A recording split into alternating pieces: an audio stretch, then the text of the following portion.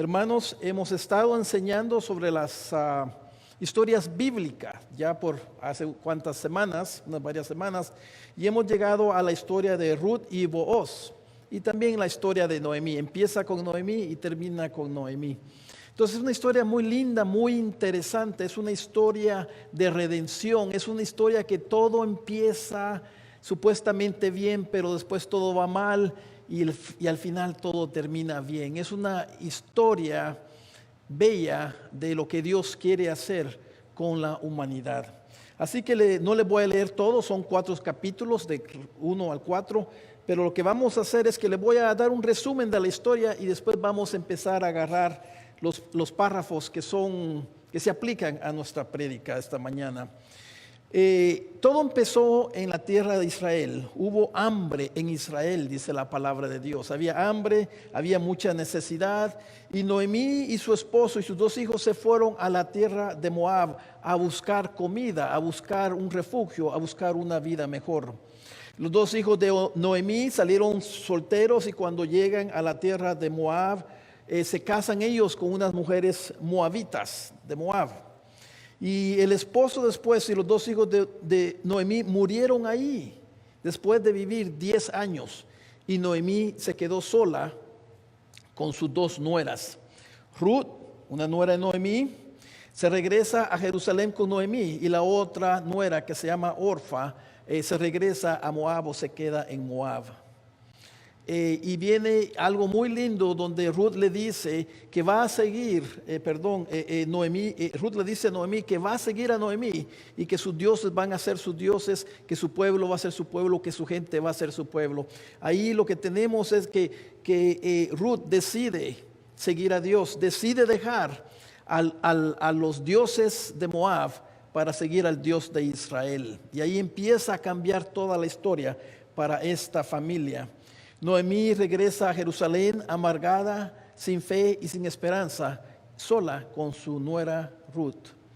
Y Ruth viene y sale a espigar, sale a recoger granos que se han caído de los campos. En esos tiempos daban permiso las personas que tenían campos para que cuando estaban tapizcando, cuando estaban recogiendo la cosecha, los granos que caían, ellos no los recogían para que las viudas y los pobres pudieran recoger eso para comer. Eso era una ley que se había dado, que Dios había dado para proveer a las personas pobres y desamparadas.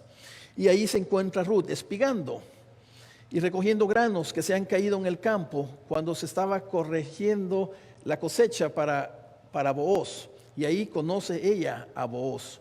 Booz era un hombre recto que le muestra gracia a Ruth y a Noemí, dándoles comida, dándoles amparo para que ellas puedan sobrevivir.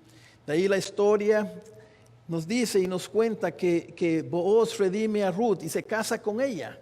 Y también tomó a Noemí en su casa para cuidarlas. Es una historia linda, una historia bella. Y todo termina con Noemí y Ruth que encuentran la felicidad verdadera.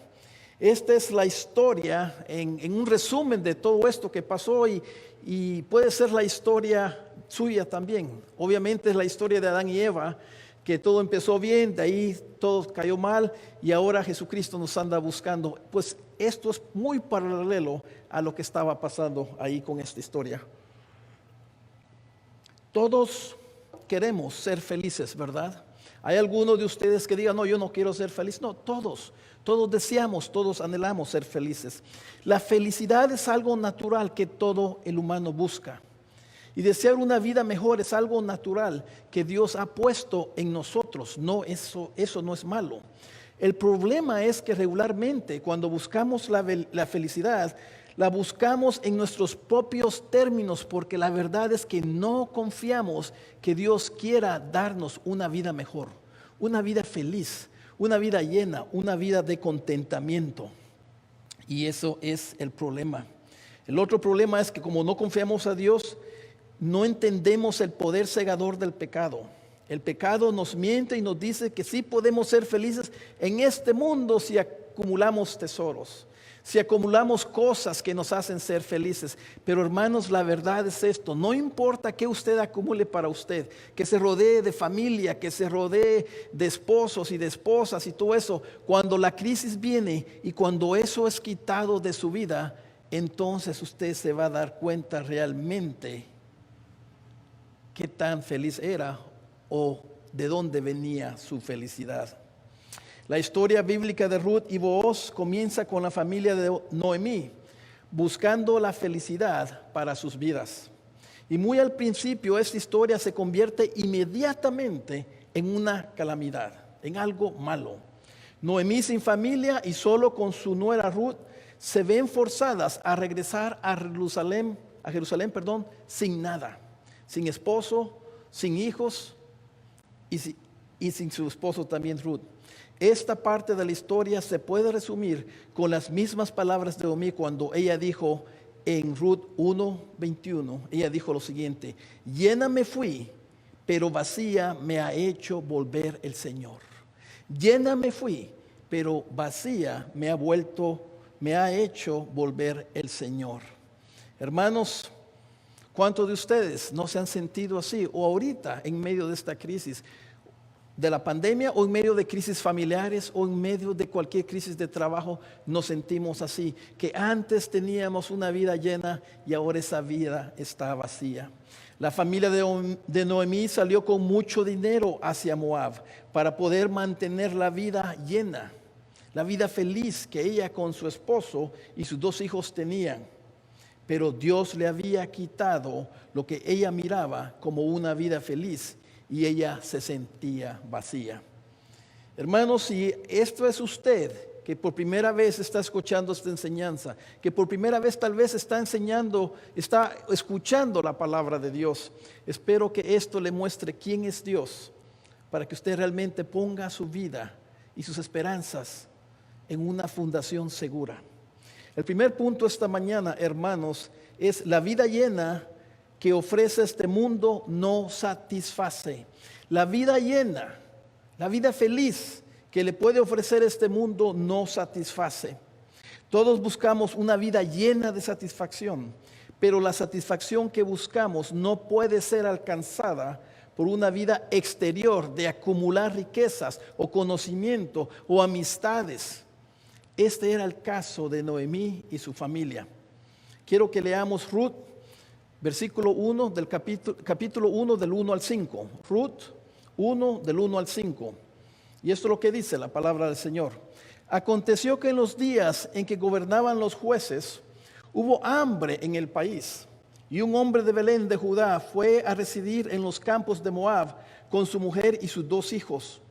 Aquel hombre se llamaba Elimelech y su mujer se llamaba Noemí. Los nombres de sus 2 hijos eran Malón y Kelión, efrateos de Belén, de Judá. Y llegaron a los campos de Moab, y ahí se quedaron. Y murió Elimelech, marido de Noemí, y quedó ella con sus 2 hijos. Y ellos se casaron con mujeres moabitas. El nombre de una era Orfa y el nombre de la otra era Ruth. Y habitaron ahí unos 10 años. Murieron también los 2, Malón y Kelión, y la mujer quedó privada de sus 2 hijos y de su marido. Esos son los primeros 5 versículos. Qué historia tan trágica, qué historia tan llena de dolor. Pero vamos a ver qué es lo que hace Dios en estas situaciones. Noemí salió con una vida llena, dice aquí. Pero, ¿qué pasó con la vida llena, con la vida feliz cuando la crisis llegó a la vida de Noemí, a la vida de su familia?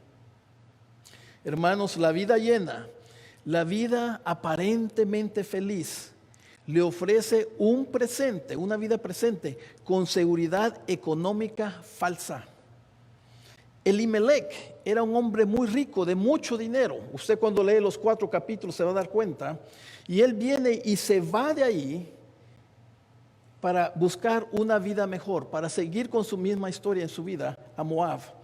Y él vino y él pensó que el tener dinero, que el tener su familia, que el tener todos sus hijos, que él iba a tener una vida presente buena. Pero especialmente Noemí. de ella se trata parte de esta historia aquí.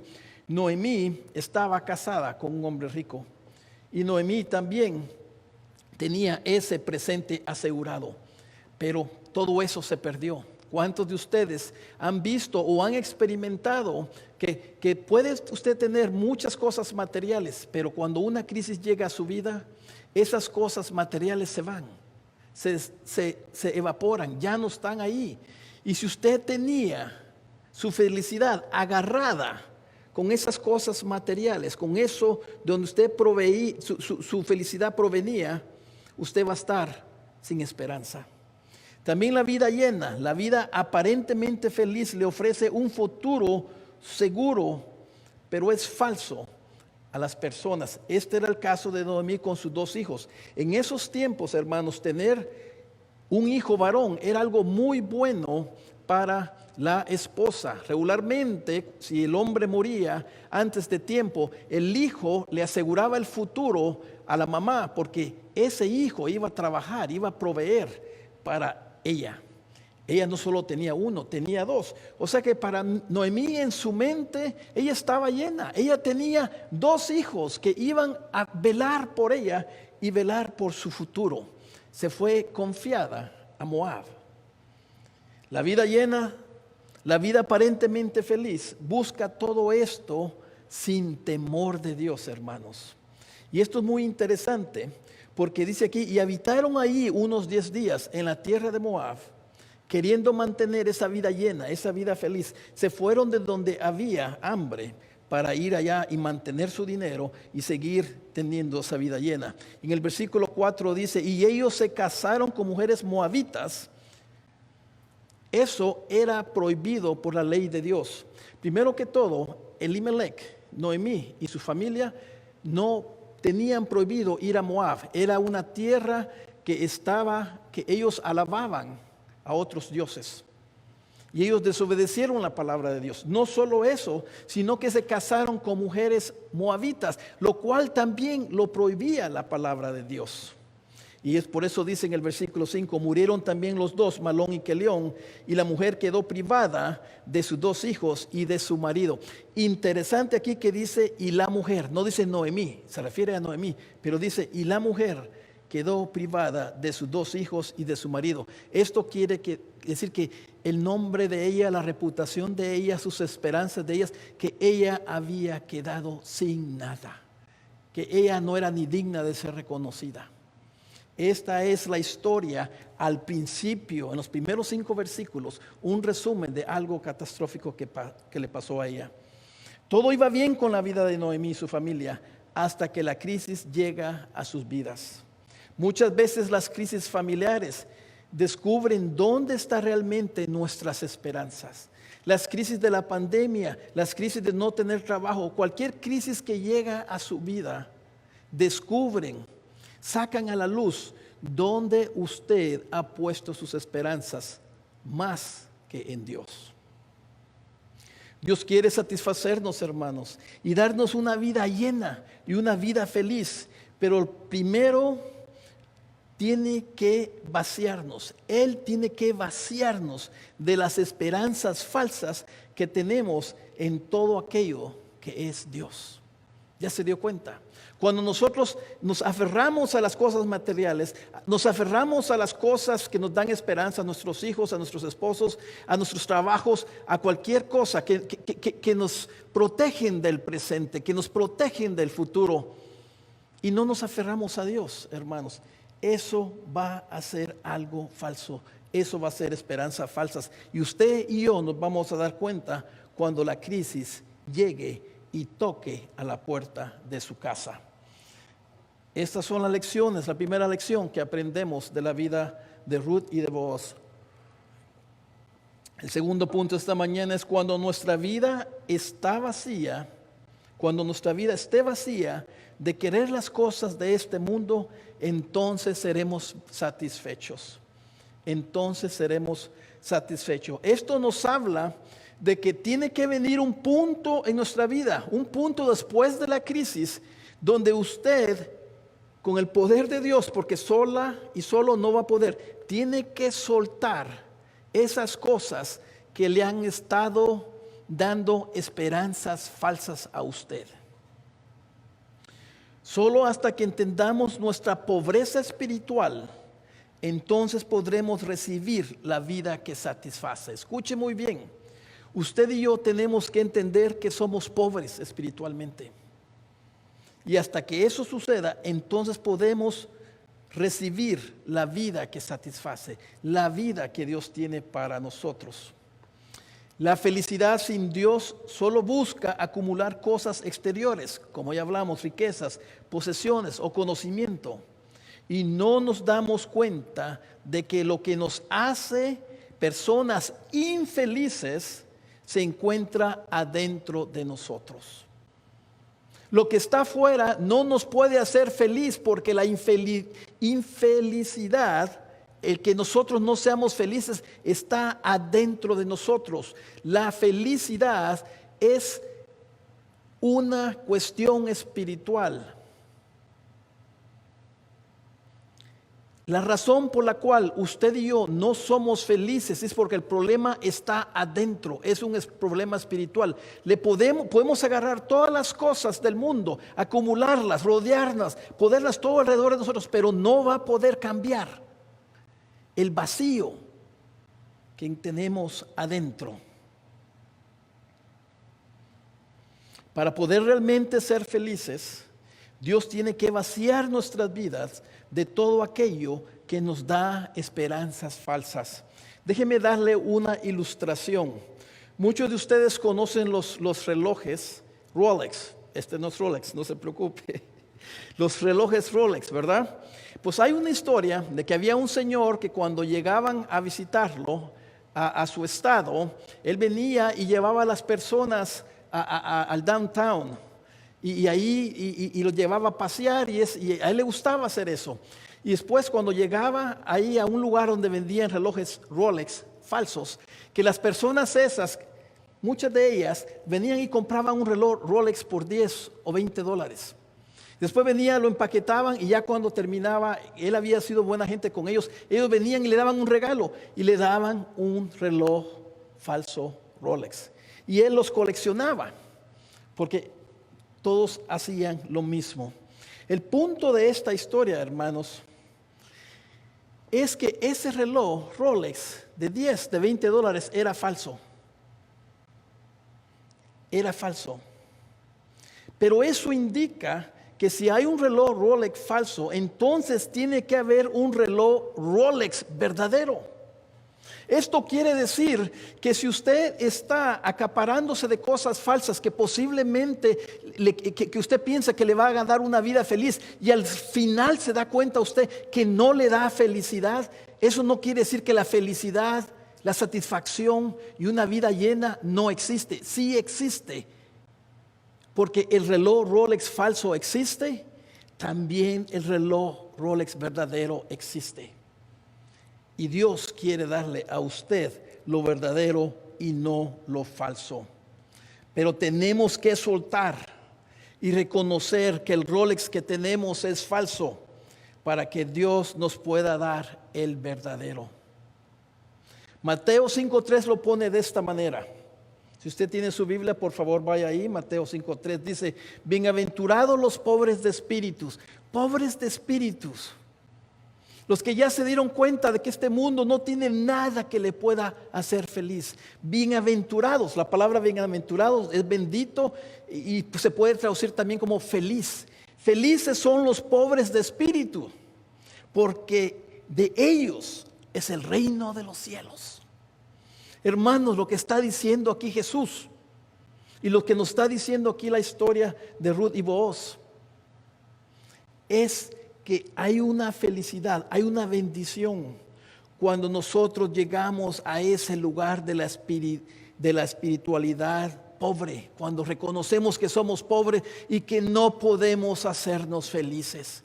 Cuando usted llegue a ese punto, entonces usted va a empezar a ser satisfecho, usted va a empezar a ser lleno, pero con una llenura verdadera, con un reloj Rolex verdadero, no con uno falso, con un reloj falso que usted lo puede cargar de $10 y cuando quiere ver la hora no le funciona porque es falso, ni la hora le puede dar. Ruth 2, 13, 16 dice lo siguiente. Ruth 2, 13 al 16 dice lo siguiente. Entonces ella dijo, Ruth, Señor mío, aquí le está hablando a Booz cuando ella está en el campo espigando, recogiendo semillas para comer. Entonces ella le dijo, Señor mío, ¿he hallado gracia ante tus ojos? Porque has consolado y en verdad has hablado con bondad a tu sierva, aunque yo no soy como una de tus siervas. Y a la hora de comer, Booz le dijo, ven acá para que comas del pan y mojes tu pedazo de pan en el vinagre. Así pues ella se sentó junto a los segadores y él le sirvió grano tostado y ella comió hasta saciarse y aún le sobró. Cuando ella se levantó para espigar, Booz ordenó a sus siervos diciendo, dejadla espigar aún entre las gavillas y no la avergoncéis.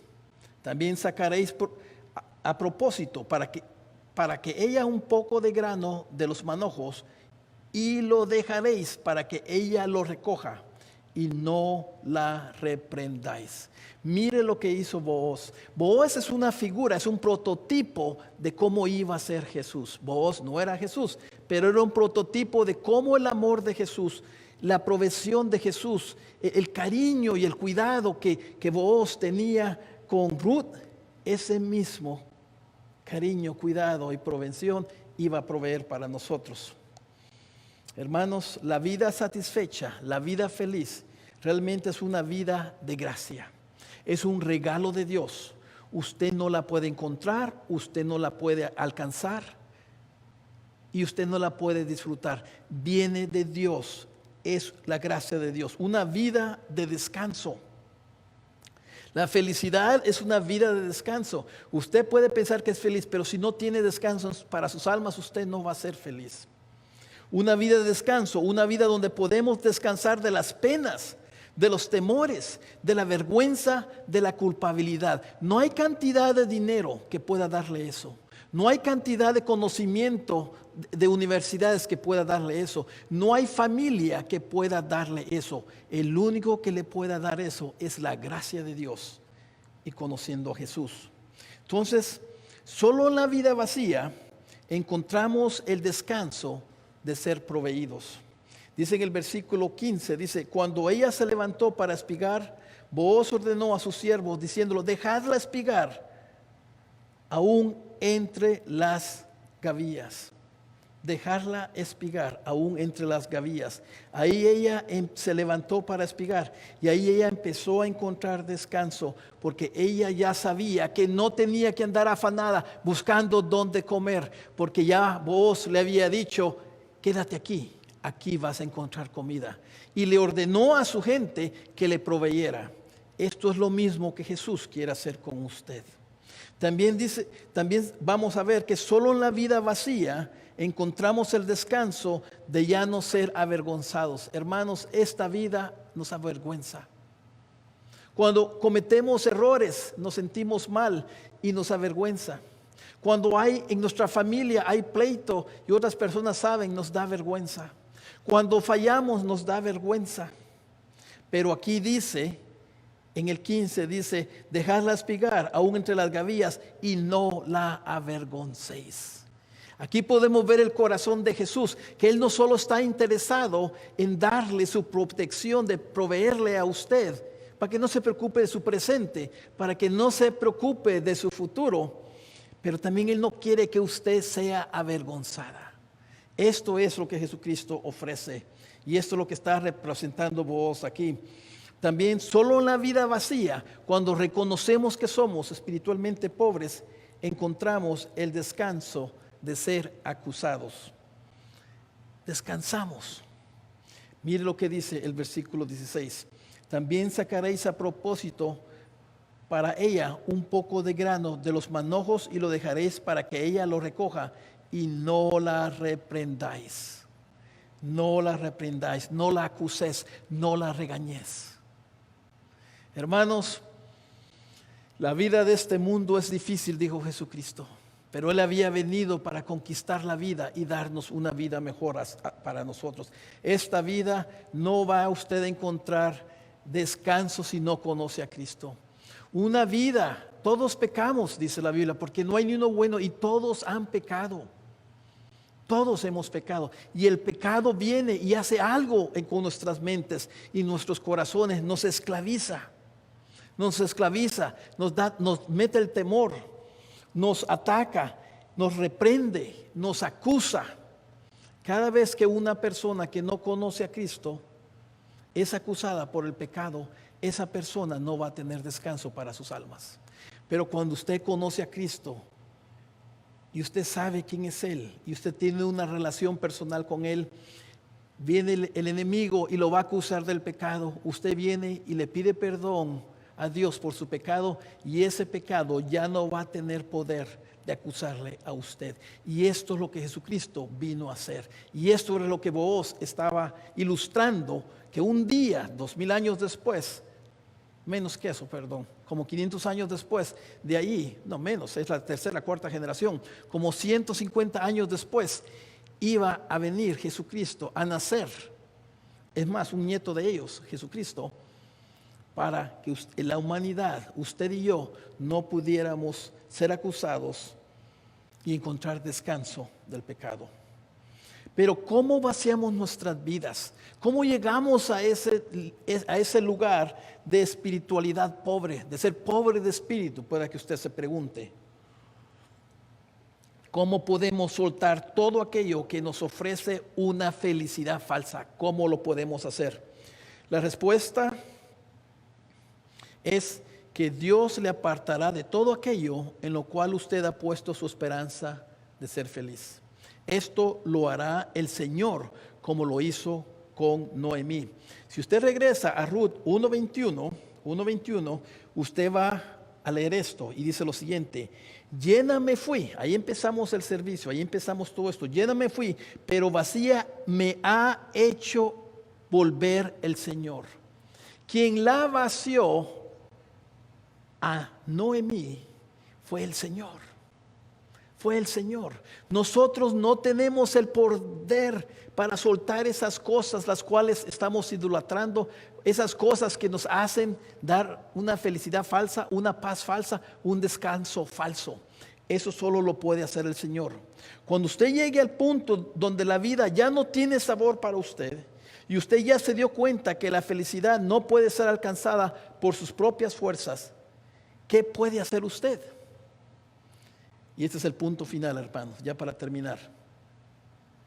Prepárese para conocer al que le dará descanso a su alma. Prepárese para conocer, oiga bien, al que le dará descanso a su alma. Jesucristo habló de esto en el Evangelio de Mateo cuando dijo lo siguiente, Mateo 11, 28 al 30. Mateo 11, 28 al 30. Y esto es lo que dijo Jesucristo: venid a mí, todos los que estáis cansados y cargados, y yo os haré descansar. Tomad mi yugo sobre vosotros y aprended de mí, que soy manso y humilde de corazón, y hallaréis descanso para vuestras almas. Porque mi yugo es fácil y mi carga es ligera. Aquí Mateo está grabando las palabras de Jesucristo y está diciendo y hablando sobre esto mismo. ¿Cómo lo podemos hacer? Para poder tener descanso para nuestras almas y así poder tener la felicidad que buscamos y que Dios quiere para nosotros, tenemos que venir a Jesús. Y esto es lo que tenemos aquí en la historia de Noemí y Booz. Venid a mí, dijo Jesús. Booz es un tipo de Jesús. Y podemos ver cómo Noemí le dijo a Ruth que buscara y se preparara para conocer a Booz. Esto lo encontramos en Ruth 3 del 1 al 5. Ruth 3 del 1 al 5. Lea esto junto conmigo. Dice aquí, después su suegra Noemí le dijo: hija mía, ¿no he de buscar seguridad? Esa palabra seguridad significa descanso. ¿No he de buscar descanso para ti, para que te vaya bien? Ahora pues, ¿no es Booz nuestro pariente con cuya criadas estabas? he aquí, él avienta cebada en la era esta noche. Lávate, pues, úngete y ponte tu mejor vestido y baja a la era. Pero no te des a conocer al hombre hasta que haya acabado de comer y beber, que no se le mostrara a vos. Y sucederá, versículo 4, y sucederá que cuando él se acueste, notarás el lugar donde se acuesta. Irás, descubrirás sus pies y te acostarás. Entonces él te dirá lo que debes de hacer. Y ella respondió, todo lo que me dices, haré. Noemí es un tipo de la iglesia, de la novia de Cristo. Es un tipo de los que hemos nacido de nuevo. Y aquí tenemos el proceso por el cual la persona puede, ya que ha hecho llegar a ser pobre espiritualmente y entiende que no hay felicidad sin Dios, sin Cristo. Y Booz es un tipo de Cristo. Prepárese para conocerlo a Él. Prepárese para conocer a Jesús. Aquí le da 3 instrucciones Noemí a su nuera: lávese, únjase y vístase. Y estos son símbolos de las cosas que nos iban a pasar nosotros, porque la verdad es esta: nosotros no podemos lavarnos, ni ungirnos, ni vestirnos para poder presentarnos limpios y apropiadamente a Cristo. Y Cristo lo sabe que nosotros no podemos. Por eso Él vino y Él hace eso por nosotros. Lávese es un simbolismo de ser lavados de nuestros pecados con su sangre. El pecado que tenemos solo puede ser sacado y lavado con la sangre de Cristo. No hay agua, no hay jabón que pueda sacar ese pecado que le roba la felicidad y no lo deja ser feliz a usted, sino solamente la sangre de Cristo. ¿Por qué la sangre de Cristo? Porque Cristo murió en la cruz y pagó por sus pecados, para que ese pecado que está dentro de usted y le esclaviza, usted pueda ser libre. Por eso la sangre de Cristo nos lava internamente y ha pagado por ese pecado. Únjase. Esto es simbolismo de ser santificado por el Espíritu Santo. Esto quiere decir que cuando usted está leyendo el Evangelio, está escuchando el Evangelio, está escuchando esta palabra acerca de Cristo, que el Espíritu Santo va a venir en usted y le va a dar entendimiento y le va a santificarlo. Porque usted no se puede santificar, no se puede lavar y no se puede santificar. Cuando una persona llega a conocer a Jesús, el Espíritu Santo viene y mora en nosotros, y ese Espíritu Santo nos empieza a santificar. Vístase, simbolismo de ser cubierto con la justicia de Jesús. Hermanos, la verdad es que nosotros estamos desnudos y por eso es que el pecado nos avergüenza. Porque hay pecado en nosotros, el pecado nos avergüenza. Hemos fallado. Por eso la vergüenza existe. Cuando Dios creó todo, no existía la vergüenza. La vergüenza es una manifestación del pecado y estamos desnudos. No nos podemos vestir. Pero Cristo se quitó su atuendo que Él tenía para ser crucificado. Pablo dice que es un atuendo, es una bata de justicia. Lo que Él hizo es que Jesucristo en la cruz se desnudó, se quitó su ropa y se la da a usted y a mí para que podamos ser vestidos y estemos presentables. Qué cosa tan linda la de nuestro Señor. Entonces, lávese, pero no podemos lavarnos. Jesucristo nos lava de ese pecado que nos ensucia interiormente. Únjase, que vivamos una vida recta, una vida santa, pero realmente no podemos porque no tenemos el poder. Pero el Espíritu Santo, cuando conocemos a Cristo, hace eso. Y vístase, no nos podemos vestir. Jesucristo tuvo que morir en la cruz para darnos su ropa, para poder cubrir nuestra vergüenza. Y la segunda parte es: ponga atención donde se acuesta Él. Ponga atención donde se acuesta Él. Le dice Noemí a Ruth: ponga atención donde se acuesta Booz. La cruz, la crucifixión de Jesús fue el lugar donde fuimos lavados, ungidos y vestidos. Ahí fue donde Jesucristo fue acostado y clavado. Usted tiene que poner mucha atención a la muerte de Cristo en la cruz. Usted tiene que entender qué vino a hacer Él, por qué murió Él, cómo murió, ¿Qué hizo Él en la cruz? Y estamos hablando de esas cosas. Ahí en esa cruz, Jesucristo lo lavó, lo ungió y los quiere vestir. Y al final dice, obedécelo a Él, obedezca a vos y haz todo lo que Él te diga.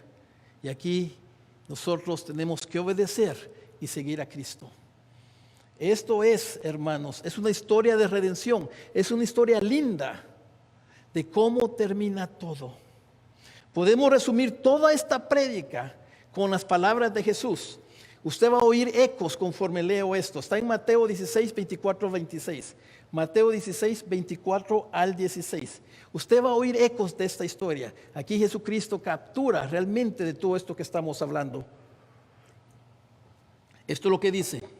Entonces Jesús les dijo a sus discípulos: si alguno quiere venir en pos de mí, niéguese a sí mismo, tome su cruz y sígame. Está hablando aquí de seguir a Cristo. Cuando nos acostamos a la par de Cristo, cuando morimos nosotros, cuando tomamos nuestra cruz, estamos hablando de ya no vivir para nosotros, ya no buscar lo que pensamos que nos va a dar felicidad, no, buscar a quien es la felicidad, buscar a quien es el que nos va a llenar esa vida, buscar a quien va a proveer por nosotros. El 25 dice, Mateo dice 25 dice, porque el que quiera salvar su vida, la perderá. Esto es lo que le pasó a Noemí, su esposo y sus hijos. Cuando fueron, teniendo todo, se fueron a Moab, buscando tener una vida llena. Con una vida llena salió, pero volvió vacía. Porque el que quiera salvar su vida la perderá, pero el que pierda su vida por causa de mí. Cuando nosotros decimos, ya no quiero vivir para mí, ahora quiero vivir para Cristo, quiero seguirlo a Él, quiero serle obediente a Él. El que pierda su vida a causa de mí la hallará. Pues ¿qué provecho obtendrá un hombre si gana todo el mundo entero? Todo el mundo entero, todo lo que este mundo puede ofrecer, riquezas, todo, pero pierde su alma. ¿Qué provecho obtendrá un hombre si gana el mundo entero pero pierde su alma? ¿O qué dará un hombre a cambio de su alma? Hermanos, para terminar, lo que Dios nos está ofreciendo es el mundo entero. No el mundo entero de acá, de esta tierra. Nos está ofreciendo el mundo entero del reino de Dios. Bienaventurados son los pobres de espíritus, porque de ellos es el reino de los cielos. Hermanos, si usted está en una crisis, si usted está pasando cosas grandes y usted pensaba que antes tenía una vida llena o una vida feliz o una vida satisfecha y ahora se está dando cuenta que realmente no tiene nada, esto es lo que Jesucristo le dice a usted: bienaventurada, bienaventurado. Esto es porque ahí nosotros estamos cerca para conocer a nuestro Redentor, para conocer a Cristo. Y sus motivos son buenos, y son lindos, y son fieles, así como lo hemos visto. Oremos, hermanos. Padre Celestial, Señor amado, Jesús amado, te damos gracias que tú eres bueno. Padre Santo, gracias que mandaste a tu único Hijo, para que todo aquel que en Él crea, no se pierda, mas tenga vida eterna.